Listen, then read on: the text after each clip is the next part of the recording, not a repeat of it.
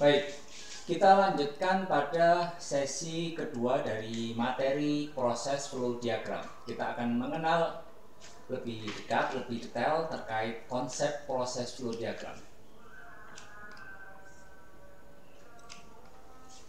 Jadi, proses flow diagram itu adalah suatu diagram yang digunakan oleh suatu industri kimia untuk menggambarkan tahapan dari proses yang terjadi dengan mencantumkan kode alat, nama alat, kondisi operasi, dan komposisi di setiap aliran pada setiap peralatan. Jadi kalau di dalam PFD yang digambarkan adalah prosesnya. Tapi kalau di dalam PFD yang digambarkan adalah simbol dari proses tersebut. Misalkan proses fermentasi, alatnya adalah fermentor, maka yang digambarkan adalah simbol dari fermentor itu sendiri. Kalau misalkan prosesnya adalah evaporasi, maka alat yang digunakan adalah evaporator. Maka yang digunakan di dalam PFD ini adalah simbol dari evaporator itu sendiri.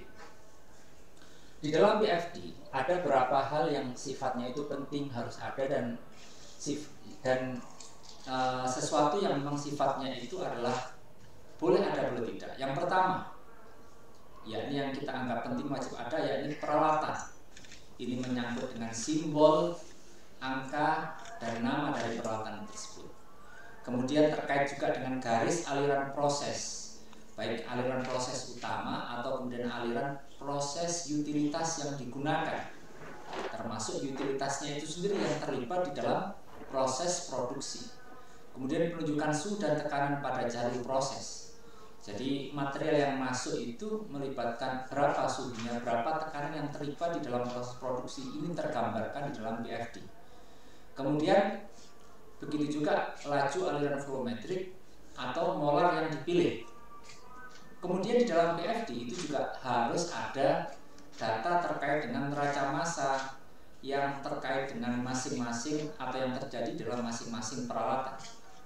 Sedangkan sesuatu yang kemudian sifatnya pilihan itu terkait dengan neraca energi, kemudian instrumen utama, tentu saja ini nanti akan dibahas detail di NID, dan juga terkait dengan sifat fisik dari aliran proses tersebut. Jadi ini adalah simbol-simbol yang digunakan di dalam PFD, dan ini Anda bisa mengacu kepada buku Ulrich.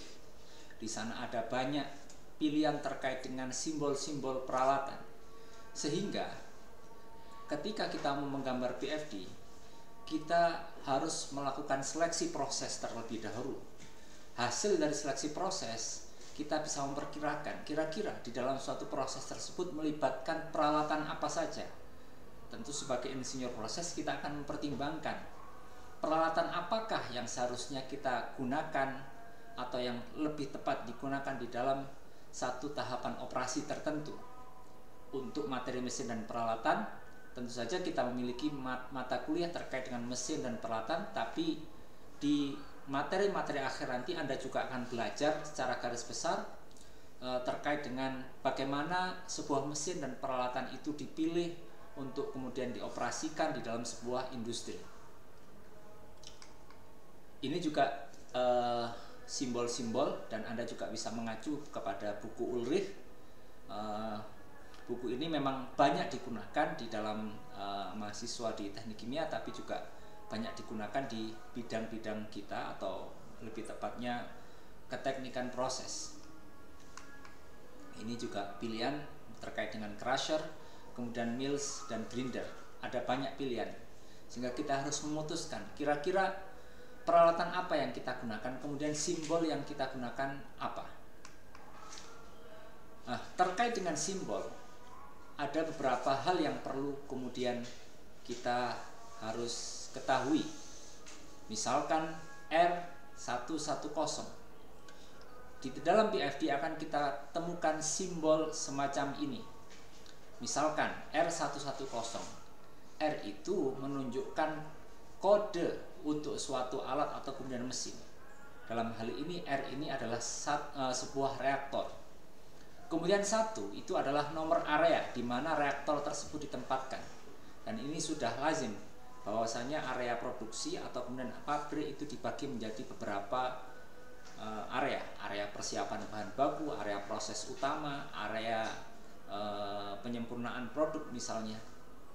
Kemudian satu yang kedua, ini adalah nomor alat proses. Kemudian 0 ini adalah nomor untuk alat penunjang. Jadi misalkan sebuah reaktor ditunjang dengan pompa dan seterusnya. Sehingga kalau 0 itu berarti alat proses utama. Misalkan alat fermentasi kita gunakan fermentor, alat kita melakukan proses esterifikasi atau trangesterifikasi kita gunakan reaktor. Kemudian contoh yang kedua adalah E112A-B. Ini adalah yang pertama, E ini adalah kode huruf untuk alat. Misalkan di sini E ini adalah simbol heat exchanger atau alat penukar panas. Kemudian satu yang pertama ini adalah nomor area di mana HE atau heat exchanger itu ditempatkan. Satu yang kedua ini adalah nomor alat proses. Kemudian yang kedua ini adalah nomor alat penunjang. Artinya heat exchanger ini mendukung alat utama nomor 1 dan dia adalah alat pendukung nomor 2 dari alat utama nomor 1. A dan B, jika ada simbol semacam ini, maka heat exchanger ini ada beberapa, artinya dia digunakan secara paralel untuk mendukung alat utama. Nah, ini adalah beberapa hal terkait dengan pembacaan simbol yang ada di PFD. Nah, pada sebelumnya ini disebutkan R, kemudian E. Nah, ini adalah beberapa aturan yang kemudian digunakan di dalam PFD. Misalkan C itu adalah crusher, L itu adalah pump atau pompa, M itu adalah agitator, R reaktor, dan seterusnya. Anda bisa menggunakan simbol-simbol ini. Ini adalah aturan yang paling banyak atau lazim digunakan. Namun kadangkala perusahaan itu menggunakan aturan tersendiri. Mereka mengembangkan PFD tersebut yang sesuai dengan kondisi operasi di perusahaan mereka. Nah, ini adalah contoh gambar dari PFD. Kemudian aturan yang kemudian penting lagi adalah terkait dengan garis, di mana garis yang terkait dengan aliran proses atau proses utama atau proses aliran bahan utama itu kita harus desain lebih tebal daripada garis yang kemudian itu menunjukkan utilitas. Maka dia harus lebih tipis daripada aliran proses utama. Kemudian bagaimana jika ada garis bertabrakan? Jika ada garis bertabrakan, maka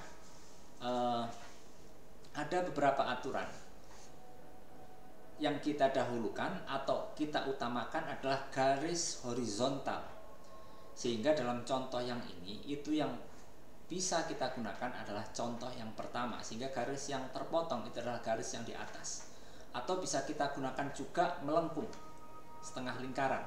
Sedangkan contoh yang kedua ini salah, karena garis horizontal dikalahkan dengan garis vertikal. Begitu juga contoh yang ketiga, ini adalah contoh yang salah. Ini istilahnya adalah line jump. Nah, ini adalah tutorial lebih lanjut bagaimana membuat line jump di Visio, karena nanti PFD ini paling sederhananya kita gambar pada Microsoft Visio. Anda bisa melihat lebih detail bagaimana menggambar PFD dengan Visio pada video tutorial. Jadi nanti di sana akan dibahas khusus bagaimana kita mengoperasikan Microsoft Visio untuk menggambar proses flow diagram. Ini adalah contoh PFD dari proses pembuatan rumput laut menjadi keraginan. Tentu di sini ada beberapa kesalahan, tapi setidaknya ini bisa memberi gambaran terkait bagaimana gambaran sebuah PFD. Ini juga contoh yang sama, jadi proses flow diagram kapak keraginan dari rumput laut. Nah, seperti yang saya katakan tadi, ini adalah contoh PFD yang kemudian tidak mengikuti aturan tadi, yang mungkin ini dikembangkan oleh sebuah perusahaan tertentu. Selanjutnya, selain PFD, sebenarnya ada satu diagram atau diagram alir yang kemudian kita menyebutnya sebagai pictorial diagram, di mana pictorial diagram ini digunakan dengan tujuan untuk mungkin edukasi karena gambarnya lebih menarik. Nah, ini contoh misalkan pictorial flow diagram dari sebuah industri wine di Korea. Demikianlah materi terkait dengan proses flow diagram. Saya berharap apa yang kita bahas pada hari ini menjadi satu bekal ilmu yang bermanfaat. Jika ada kesalahan mohon kami diingatkan. Kemudian jika Anda ada yang kemudian materi yang belum difahami, Anda bisa mendiskusikan, menghubungi kami secara langsung baik lewat Sepada atau kemudian nomor yang kontak email yang tertera pada profil dosen yang ada pada Sepada ini. Sekian, terima kasih, sampai bertemu di materi-materi selanjutnya. Selamat pagi, assalamualaikum warahmatullahi wabarakatuh.